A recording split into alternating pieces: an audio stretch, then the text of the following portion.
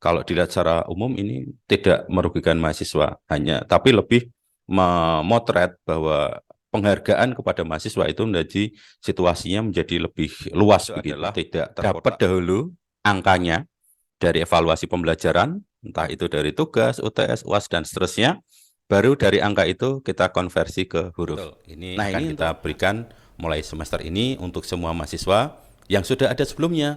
Biarlah yang sudah ada itu tetap tercatat di sana seperti apa adanya. Begitu.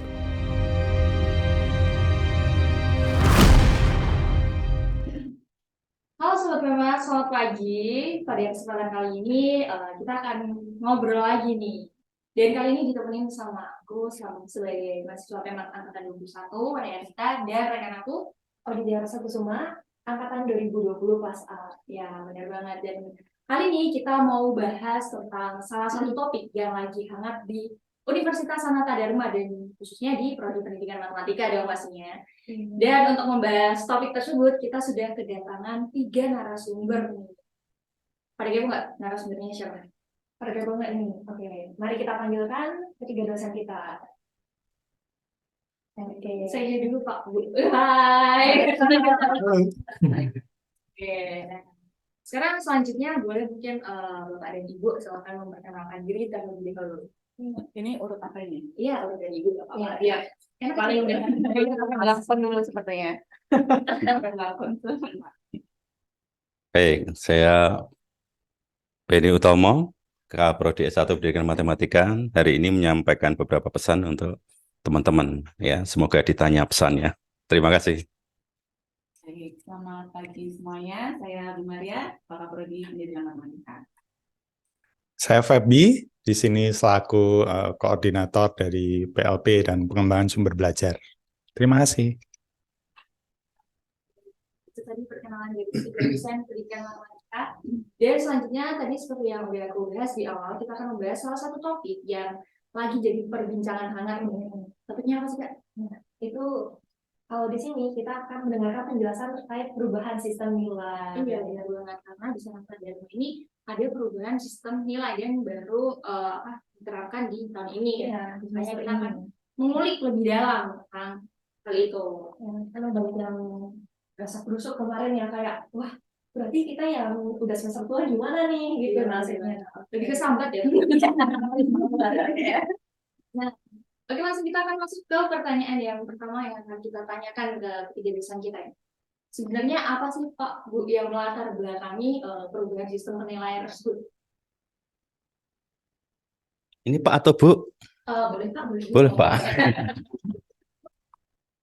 Baik, ini kalau dibukakan kitabnya itu ada di kitab Matius. Jadi intinya begini, anggur baru itu tidak bisa lagi ditempatkan pada wadah yang baru. Kalau anggur baru ditempatkan wadah yang lama, ya anggur baru harus ditempatkan pada wadah yang baru. Kalau anggur baru ditempatkan pada wadah yang lama, maka anggurnya bisa rusak atau wadah tempayannya bisa rusak. Artinya dengan perkembangan sekarang, yaitu kurikulum merdeka, termasuk dinamika dan seterusnya, apa yang selama ini sudah kita miliki, itu belum cukup untuk mewadahi hal baru tersebut. Jadi cara pandang, cara pikir, termasuk cara evaluasinya, itu juga harus baru. Dan tentunya ini di perguruan tinggi yang lain sudah menerapkan hal yang seperti ini. Begitu singkatnya. Oke, singkatnya berarti ini adalah satu kita menyesuaikan dengan perubahan yang ada seperti itu ya. Nah, sebelumnya mungkin aku akan konfirmasi dulu. Jadi perubahan sistem nilainya itu kalau kemarin kita menggunakan sistem ABCD untuk penilaiannya, dan sistem penilaian yang baru ini kita menggunakan A+, Amin, dan seterusnya. Mungkin proses adaptasi apa yang dilakukan oleh dosen? Kalau mahasiswa kan kita ya udah tinggal berusaha sebaik mungkin untuk mendapatkan nilai yang baik tentunya ya. Itu mungkin boleh dari Pak Beni atau diwakilkan yang lain. Baik, ini sebenarnya hanya penilaian akhirnya ya. Kalau dari awal proses dan seterusnya itu tidak ada masalah, karena selama ini yang kita kerjakan itu adalah dapat dahulu angkanya dari evaluasi pembelajaran, entah itu dari tugas, UTS, UAS, dan seterusnya, baru dari angka itu kita konversi ke huruf. Nah, ini untuk angkanya tidak berubah, hanya ke hurufnya itu nanti akan berubah. Yang semula cukup sempit gitu ya, hanya Aku, E, aku F, kes doyan nih, kemudian ya kes doyan. ada A, B, C, D begitu. Tapi untuk yang sekarang ini menjadi lebih luas ya, spektrumnya lebih luas, harapannya lebih mampu untuk memotret situasi dengan lebih baik gitu. Gambaran besarnya begitu. Berarti dari mahasiswa lebih butuh effort lebih sih. Biasanya kan kalau 80 tidak. Sekarang amin ya. Gitu. Ya, mengenai hal itu ya Pak. Karena beberapa teman saya itu mengeluhkan itu. Wah, kalau kemarin dapat nilai segini udah dapat A nih aku. Terus sekarang masih amin nih, atau mungkin dia dapatnya cuma B plus gitu. Nah, mungkin ada nggak sih apa ya, tanggapan dari Bapak atau Ibu terkait hal itu? Usaha lebih keras lagi. Apakah dari Ibu bisa menjelaskan terkait rentang? Mungkin ada beberapa mahasiswa yang belum tahu terkait rentang nilai tersebut. Baik. Saya pun juga baru ini ya, baru dapat ini ya. Oke. Ini kalau dari rentang sebenarnya juga kalau dulu itu kan A 80 ya. Ini pun juga tetap gitu ya. Minimal 80 itu A. Tetapi hanya itu adalah ada A dan amin. Amin itu 80 sampai kurang dari 85. Ya. Oke. Kemudian yang A itu 85 ke atas, maksimal 100 gitu ya. Lalu dari 75 sampai kurang dari 80 itu B plus, 70 sampai kurang dari 75 itu D, 65 sampai kurang dari 70 itu B min, 60 sampai kurang dari 65 itu C plus, 56 sampai kurang dari 60 itu C, 40 sampai kurang dari 50 itu D, dan selain itu adalah E. Begitu teman-teman. Jadi kalau kita tangkap nanti rentangnya itu 555 ya. Kalau kemarin kan lebih ke 10, 10, 10 seperti itu intervalnya. Iya, dan angka mutunya juga pasti akan berubah gitu ya teman-teman ya. Ya, mungkin menambahkan sedikit ya. Jadi terkait rentang ini saya pikir baik ya. Menurut kami ini satu kemajuan yang baik. Kenapa? Karena dalam rentang tertentu, misalkan kalau dulu kita punya 56 ya. 56 itu dapat C gitu ya. Sedangkan 69 itu juga masih C. Belum bisa masuk B gitu ya.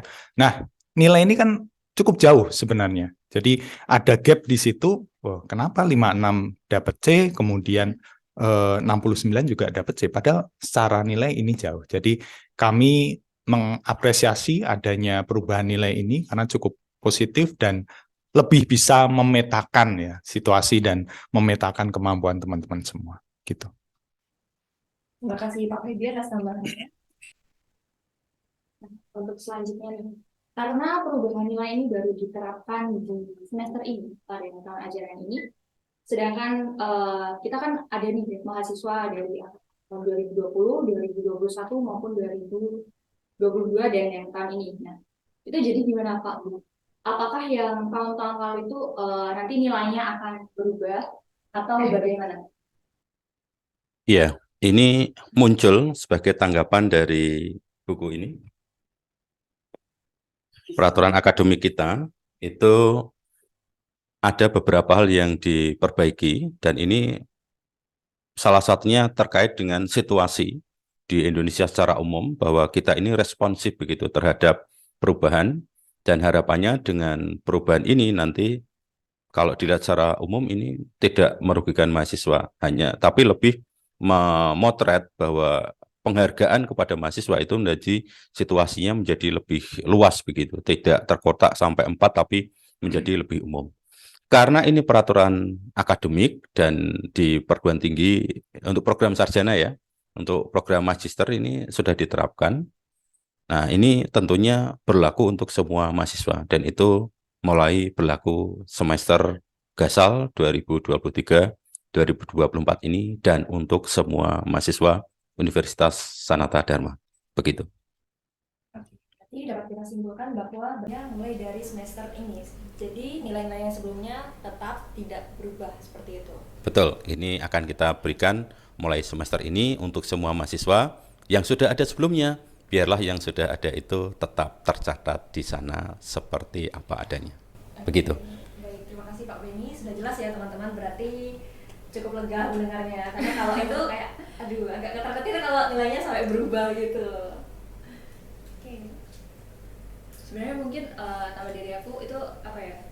Aku lebih pro ke Pak Feby tadi yang menyatakan itu bisa lebih memetakan gitu ya. Kan kasihan ya kita dapat misal tadi berapa? 56 itu dapat C sama yang 69 ya tadi Pak. 69 sama-sama C, padahal itu rentannya itu jauh banget. Iya. Kalau dipetakan jadi bisa ya kita tahu lah ya apa namanya urutannya gitu ya. Urutannya jadi bisa jadi mungkin buat mahasiswa yang nilainya masih kurang yang misal dapat jadinya kan cemen ya. Iya, yang masih cemen berarti dia memang cemen. Agak itu dia harus berusaha lebih keras lagi supaya nilainya bisa meningkat seperti itu. Iya. Nah, dari perspektif para dosen sendiri, manakah sistem yang lebih baik, apakah yang dulu atau yang sekarang? Tadi sepertinya sudah sedikit terjawab ya dari pertanyaan Pak Feby. Dari Bu Maria atau Pak Beni ingin memberikan pandangannya. Baik, ini pandangan dari saya sebagai dosen dan pengelola unit. Ini tentu saja kita akan melihat antara peraturan atau cara kita menilai itu dengan situasi. Kalau dengan menggunakan model yang kemarin A, B, C, D, E itu bisa dikatakan cocok pada masanya begitu ya. Nah, pada akhir-akhir ini terutama tahun 2019, 20 dan seterusnya ada cukup banyak hal yang salah satunya pandemi, kemudian adanya perubahan kurikulum yang sekarang diterapkan outcome based education itu. Maka banyak hal yang sudah kita miliki itu sudah perlu disesuaikan. Nah, dengan penyesuaian ini, maka apa yang ada ini menjadi lebih sesuai begitu dengan situasinya. Jadi, baik tidaknya itu akan dikaitkan dengan situasi yang ada. Mungkin bahasa saya akan mengatakan apa yang ada sekarang, ya, dengan format sekarang, penilaian yang lebih luas ini lebih sesuai dengan kebutuhan di zaman dengan situasi dan kurikulum model sekarang dibandingkan dengan yang sebelumnya. Tetapi sebelumnya itu juga cukup sesuai apabila kita lihat situasi pemberlakuan aturan dan pembelajaran secara umum pada masa itu. Tetapi memang spektrum untuk memotret yang lebih luas itu memang sudah diperlukan cukup lama begitu ya. Nah, kebetulan ini kita bertemu dengan momen yang pas begitu. Demikian. Oke, baik. Terima kasih kepada Pak Beni. Ada tambahan dari Bu Maria mungkin? Saya kira sama dengan Pak Beni. Oke, sama ya. Oke. Sekarang mungkin dari segi penilaian kita sudah cukup mengerti dan paham ya, tujuannya, terus mengapa demikian dan lain sebagainya. Oke, mungkin sekarang kita mau bahas yang lain nih Kak. Iya, karena di Pemat luas sekali ya bahasannya ya. Iya, betul. Oke, jadi for your information ini khususnya mungkin buat maba 2000 yang mahasiswa tahun 2023 yang baru masuk kuliah berapa bulan ya?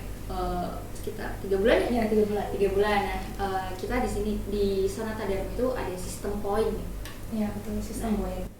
Sebenarnya mungkin kita akan tanya dulu. Sistem poin itu sebenarnya apa sih? Jadi pertanyaan langsung ditujukan untuk Bu Maria. Iya. Oke. Sistem poin ya. Jadi sistem poin itu adalah sebenarnya sama saja dengan suatu penghargaan bagi mahasiswa begitu ya. Saya katakan penghargaan kenapa? Karena mahasiswa itu apa ya sudah mencoba untuk mengembangkan minat bakatnya gitu ya dari kegiatan-kegiatan, dari aktivitas-aktivitas yang baik akademik ataupun non akademik. Nah, dari situ universitas mencoba untuk memberikan penghargaan berupa poin begitu.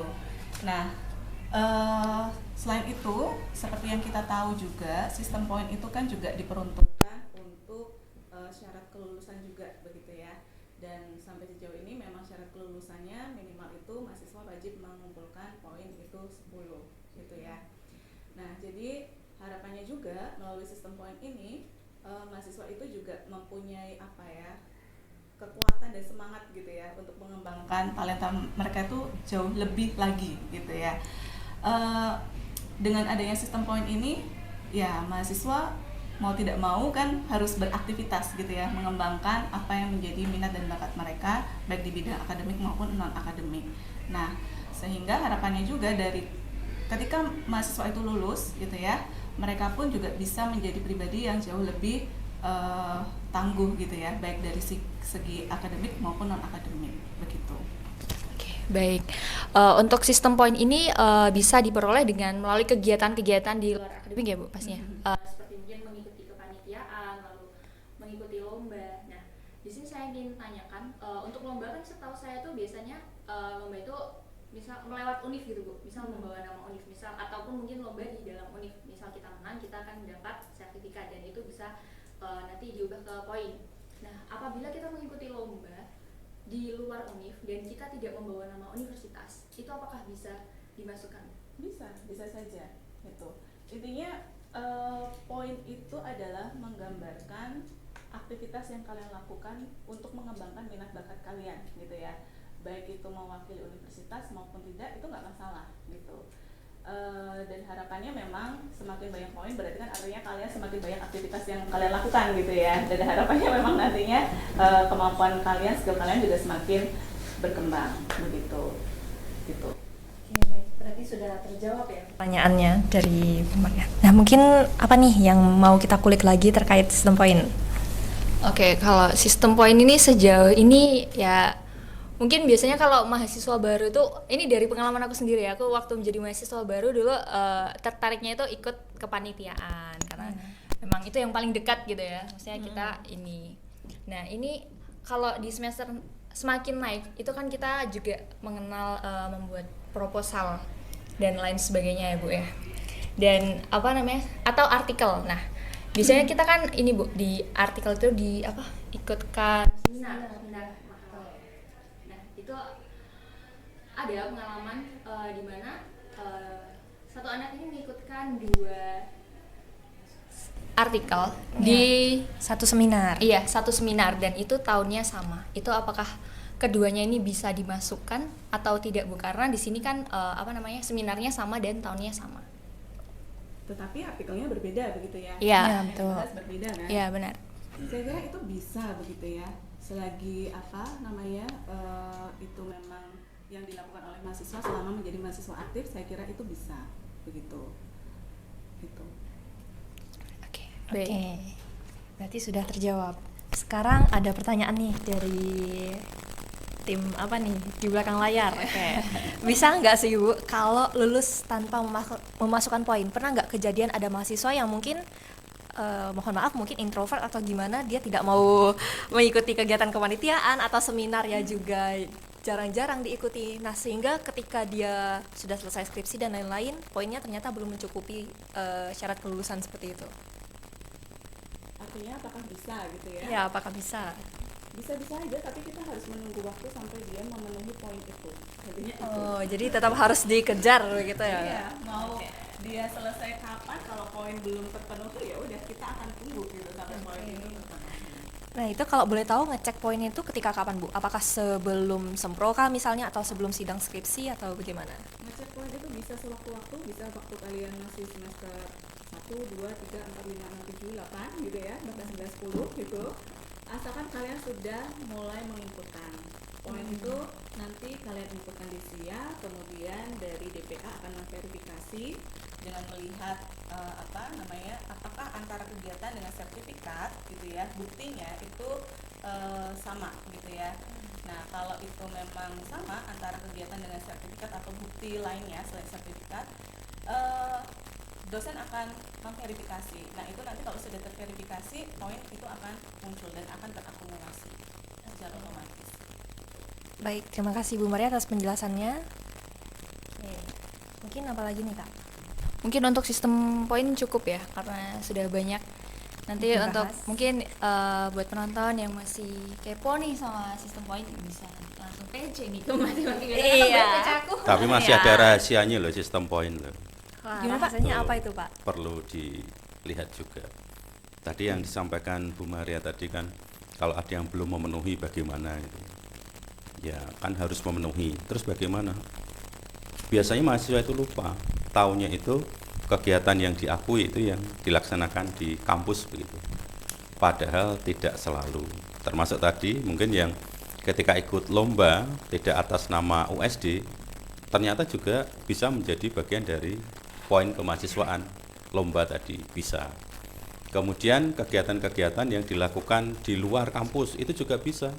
Misalkan mengelola aktivitas di gereja, Karang Taruna, remaja masjid, kegiatan Palang Merah Remaja, Korps Sukarelawan Indonesia atau aktivitas-aktivitas yang lain, itu bisa masuk poin kemahasiswaan.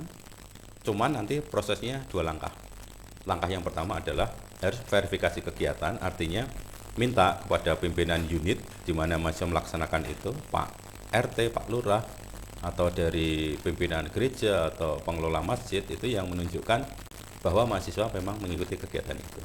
Kemudian dari sertifikat itu atau surat keterangan itu nanti dimasukkan ke SIA. Nah, SIA-nya tinggal sudah ada belum kegiatan itu. Kalau belum ada ya perlu didefinisikan dahulu kegiatannya, DPA setuju, baru verifikasi poin. Nah, bagian terakhir ini yang kadang-kadang mahasiswa itu lupa, taunya hanya yang dari kampus saja, padahal tidak. Kemudian terkait dengan pertanyaan yang tadi, kalau mengikuti 2 seminar dan seterusnya, itu haknya mahasiswa. Banyak mengikuti boleh. Hanya biasanya yang akan diakui untuk satu jenis kegiatan itu maksimal 3. Misalkan mengikuti seminar di mana-mana gitu 10 kali, ya di entry ya diakui hanya 3. Jadi kepanitiaan, baik itu jadi pengurus, ketua, ataupun anggota, ya paling banyak ya 3, maksimal 3. Jadi ada variasinya begitu. Itu tambahan yang mungkin mahasiswa itu sering lupa begitu, bahwa ada hal lain yang bisa diverifikasi atau diakui sebagai kegiatan kemahasiswaan begitu. Itu tambahan yang mungkin agak terlewat biasanya oleh para mahasiswa. Oke, baik.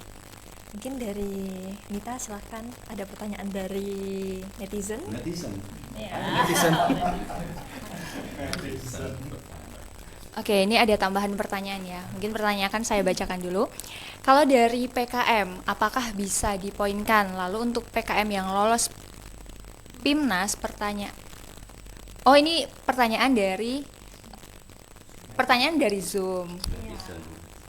Jadi kalau dari PKM, apakah bisa dipoinkan? Di sini PKM-nya lolos PIMNAS nih, Pak. Urusan PKM, Ya, sebenarnya untuk sampai detik ini begitu ya, kami Wakaprodi dengan WR3 sedang membahas tentang sistem poin baru begitu ya. Jadi untuk informasi itu, untuk peraturan yang baru mungkin nanti akan kami informasikan lebih lanjut begitu. Tetapi kalau dari pengalaman yang sebelumnya itu PKM masih bisa diinputkan sebagai poin. Nah, tetapi teman-teman tunggu dulu gitu ya, karena ini kami Wakaprodi dan juga WR3 sedang menggodok tentang sistem poin yang baru gitu ya. Jadi karena kan kalau di PKM ini sekarang ini bisa dikonversi ke mata kuliah tertentu gitu ya, tergantung dari prodi menyetujui atau tidak, kan seperti itu ya.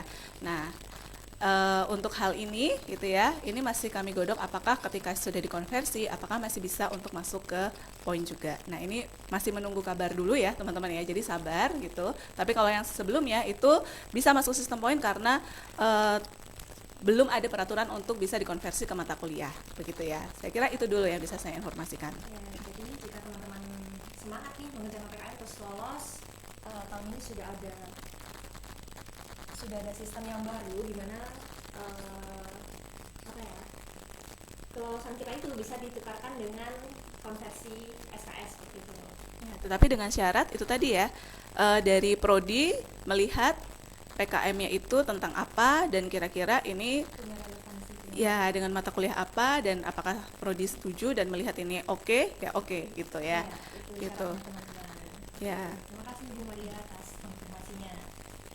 Oke, masih membahas seputar poin ya. Ini ada pertanyaan dari saya untuk Pak Feby, Pak Beni maupun Bu Maria. Jadi di PEMAT ini kan mahasiswa bisa menjadi student staff ya Bu, Pak, di kampus. Nah, apakah dengan menjadi student staff tersebut kita akan mendapatkan poin atau bisa kita akan dapat poin yang bisa dikonversi tadi atau tidak? Ya, baik. Terkait dengan student staff ya, ini sebenarnya kan kalau kami melihatnya itu kan sebenarnya teman-teman ini kan juga sudah punya mendapatkan pengalaman dari student staff ini. Jadi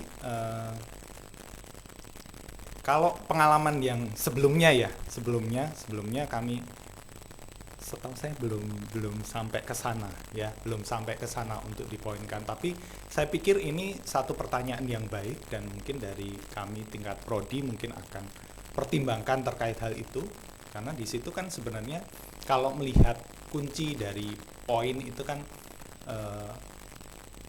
ada berhubungan dengan pengalaman, ada berhubungan dengan minat dan seterusnya begitu ya.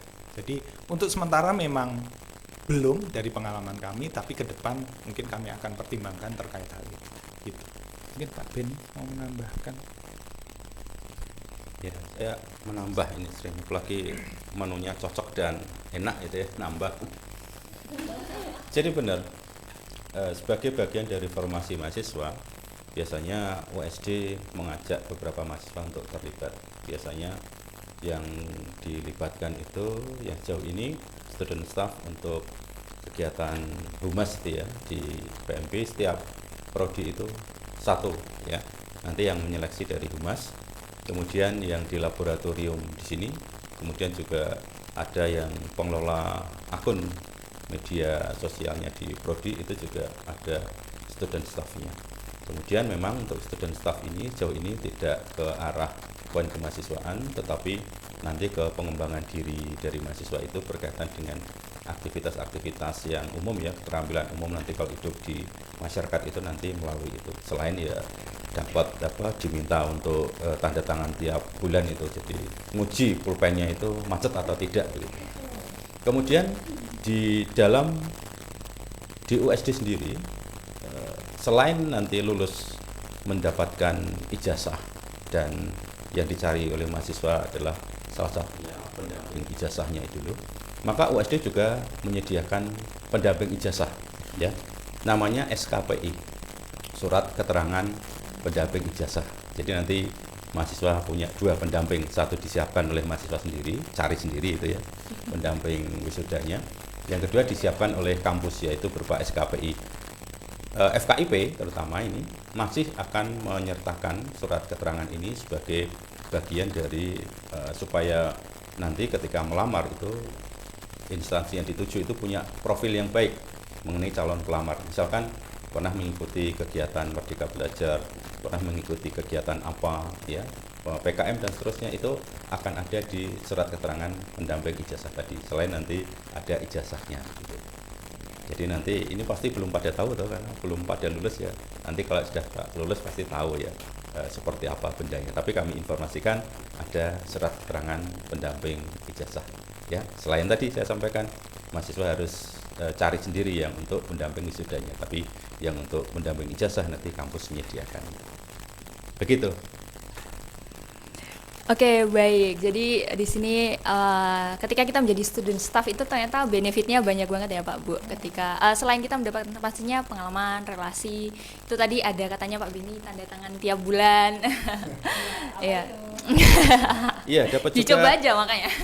Tiket jalan-jalan ya. Tiket jalan-jalan. Untuk humas itu malah sering diajak untuk berkeliling ke sekolah-sekolah dan itu ke Indonesia ya, asalkan teman-teman punya stamina yang kuat dan akademik yang baik ya, kalau ditinggalkan nanti kuliahnya nggak ketinggalan gitu. Jadi itu salah satu persyaratannya juga itu. Menarik ya. Menarik. Habis ini mau daftar. Nah teman-teman, setelah kita membahas terkait poin dan sistem penilaian yang baru, sekarang kita juga akan mendengarkan topik yang lain terkait PLPPP, terutama di PEMAT sudah ada program PLPPP bilingual. Nah, untuk itu kita akan serahkan kepada koordinator PLPPP Pendidikan Matematika. Kepada Pak Febi kami persilakan. Ya, terima kasih untuk kesempatannya. Jadi memang PLPPP untuk berbahasa Inggris ini sudah kami coba rancang cukup lama sebenarnya gitu ya. Kemudian sebelum sampai ke PLP, beberapa hal sebenarnya sudah kami arahkan untuk melakukan kegiatan-kegiatan dalam bahasa Inggris. Sebagai contoh yang sudah cukup lama adalah micro teaching, ada beberapa kelas menggunakan bahasa Inggris. Kemudian di 1-2 tahun terakhir mungkin ada kelas-kelas yang menggunakan bahasa Inggris juga, bilingual gitu ya. Jadi tidak full dalam bahasa Inggris tapi masih dicoba untuk bilingual. Nah, harapannya dengan micro teaching maupun kelas-kelas dalam bahasa Inggris ini mampu mendorong untuk teman-teman semua untuk ber-PLP dalam bahasa Inggris. Kenapa kami mendorong hal itu? Ya, permasalahannya adalah karena di luaran sana sebenarnya ternyata banyak peluang terkait hal itu. Teman-teman misalkan akan menjadi guru, ada sekolah-sekolah internasional, dan saya pikir benefitnya jauh lebih menarik begitu ya. Betul. Jadi itu bisa dioptimalkan, harapannya itu. Nah, kemudian memang dalam perjalanannya di tahun 2023 awal, saya ingat saya untuk PLP PP ya, PLPLS itu sudah sempat ada begitu untuk PLP berbahasa Inggris. Kami di sekolah 3 bahasa di Magelang. Ya. Untuk yang PLP PP-nya, yang kemarin LS ada, tetap kebalik mungkin ya. Jadi maaf. Untuk yang PP yang sebelumnya tahun berapa ya Pak? 2022 ya. Iya, 2022 ya, mohon maaf. 2022 ya. Itu sudah ada beberapa mahasiswa itu mengikuti PLP dalam bahasa Inggris di Magelang. Kemudian di tahun 2023 kebetulan ini peminatnya ada sebenarnya. Untuk peminatnya ada gitu, tapi memang karena tempatnya berada di Magelang, makanya menjadi satu pertimbangan mereka. Kemudian ya terpaksanya ya belum bisa dengan 1-2 hal pertimbangan yang lain begitu. Tetapi untuk selanjutnya ini kemarin kami sudah coba untuk komunikasi dengan salah satu sekolah Kesatuan Bangsa gitu ya, masih ada di Jogja gitu, dan mereka cukup terbuka ya. Kami masih dalam proses untuk menindaklanjuti hal itu. Jadi diharapkan dengan posisi sekolah yang juga ada di Jogja ini, teman-teman yang punya minat untuk ber-PLP dalam bahasa Inggris nanti bisa kami fasilitasi, kami wadai, dan sebelum PLP biasanya kami akan melakukan beberapa persiapan. Misalkan untuk yang sebelumnya dengan Bu Maria biasanya akan memberikan tambahan persiapan dalam bahasa Inggris, ya, persiapan untuk mengajar dalam bahasa Inggris dan seterusnya. Baik, terima kasih Pak Feby atas penjelasannya, sangat terdengar menarik dan seru ya. Karena memang kemarin di G-Form yang persiapan PLPPP itu memang sudah disediakan tawaran bagi mahasiswa untuk memilih akan berpengalaman mengajar di sekolah yang mana. Apakah tertarik di bilingual atau di sekolah yang non-bilingual seperti itu. Nah, apakah dari Kak Nita sendiri ada pertanyaan lainnya nih terkait PLP? Sebenarnya tadi aku ingin menanyakan terkait apakah itu diwajibkan atau hanya opsional, tapi dari penjelasan kalian tersebut dapat disimpulkan bahwa sebenarnya itu opsional ya Pak? Ya, opsional. Sepertinya kita udah dibisik-bisikin nih sama tim belakang layar. Kita harus menutup sesi kita pada hari ini. Terima kasih sebelumnya kita ucapkan kepada tiga dosen kita yang sudah meluangkan waktunya untuk dinamika bersama kita.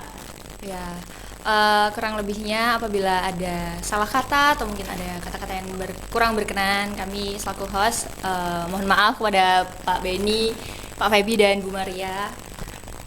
Sekian untuk podcast kita pada episode 28 kali ini. Terima kasih. Terima kasih dan sampai jumpa. Terima kasih, sampai jumpa.